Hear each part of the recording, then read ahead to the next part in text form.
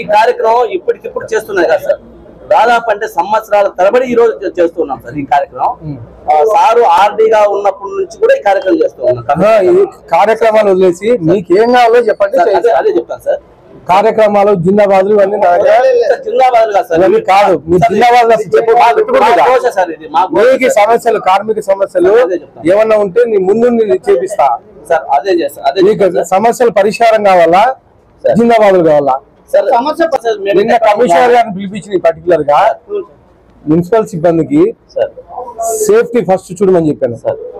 ఏం కమిషనర్ గారు, నేను పర్సనల్ గా కూర్చోబెట్టి చెప్పాను. పనిముట్లు కొన్ని చోట్ల కింది దిగి చేస్తా ఉన్నారు, ఎక్కడ ఏం సేఫ్టీ లేకుండా చేస్తా ఉన్నారు. మాస్క్ కానీ హ్యాండ్ గ్లౌజెస్ కానీ ఎక్కడే కానీ ఏం లేకుండా ఫస్ట్ అవి ప్రొవైడ్ చేయమని చెప్పేసి నిన్న ఇచ్చాను నేను. అదే బ్రదర్, ఆ ప్రాన్స్ నేను మొత్తం అందరికి ఇప్పించే ఏర్పాటు కమిషనర్ గారితో చేపిస్తా, ఎంటైర్ వర్కర్లు అందరికి ఇప్పిస్తా. కాకపోతే రేపటి నుంచి ఆ ప్రాన్స్ తోనే అటెండ్ అవ్వాలా. ఓకే. పరకలు మరీ దరిద్రం ఏమంటారు సార్, ఈ పట్టణాన్ని సుందరీకరణ చేయాలనేది, తర్వాత మన అధికారులు పట్టణాన్ని పరిశుభ్రంగా ఉంచాలి. సరే అదంతా వద్దు బ్రదర్, పరకల్లో ఏం ప్రాబ్లం ఉందో చెప్పు. చెప్తాను సార్, అదే చెప్తాను సార్.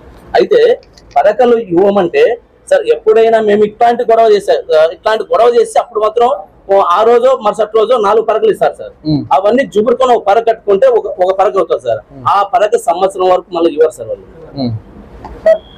చెప్పండి పరకలు నెక్స్ట్ పరకలు సార్, పరకలు కావాలి కదా నీకు తెప్పిస్తా. పరకల విషయం సరే జరిగిపోయింది వదిలేండి, ఇక్కడ నుంచి వేరే ఉంటది.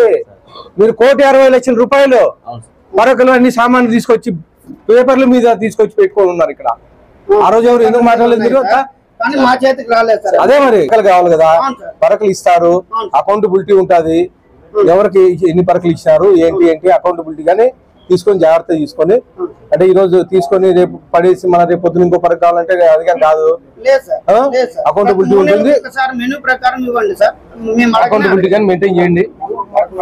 ఆ ప్రాన్స్ పరకలు ఇంకా సరే. ఇప్పుడు మీకు ఏం కావాలో 1 by 1 పుష్కర్స్. నెక్స్ట్ కాలువ బండ్లు పుష్కర్స్ సార్. వాటితో పాటు సార్ ఈ అదే కాలువ తీయడానికి కట్టింగ్ సార్, పారలు సార్. మీరు ఏం అడిగినా నేను చేపిస్తా.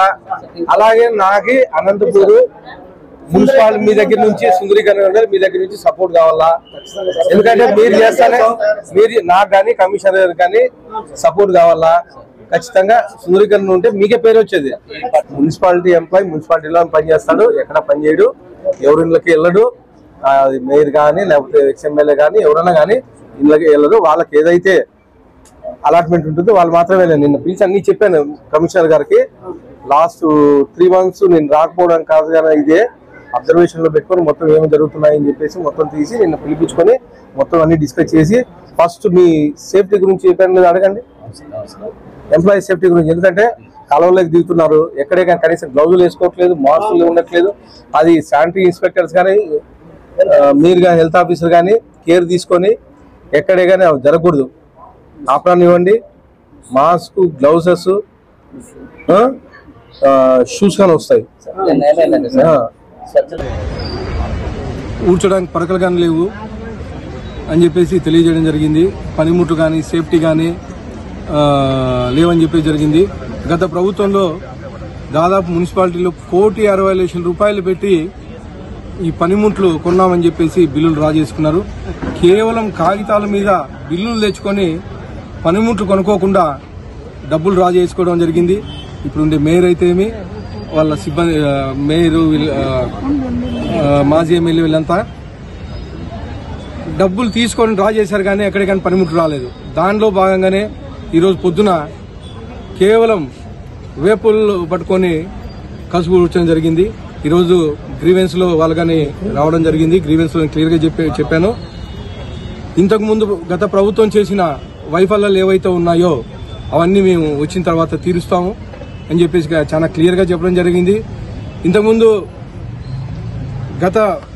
అంటే ఈ రోజు 2 రోజుల కింద కొత్త కమిషనర్ వచ్చారు. నేను క్లియర్ గా చెప్పాను, దగ్గుబాటు రాకముందు వేరు, దగ్గుబాటు వచ్చిన తర్వాత వేరు అని చెప్పేసి నేను క్లియర్ గా చెప్పాను.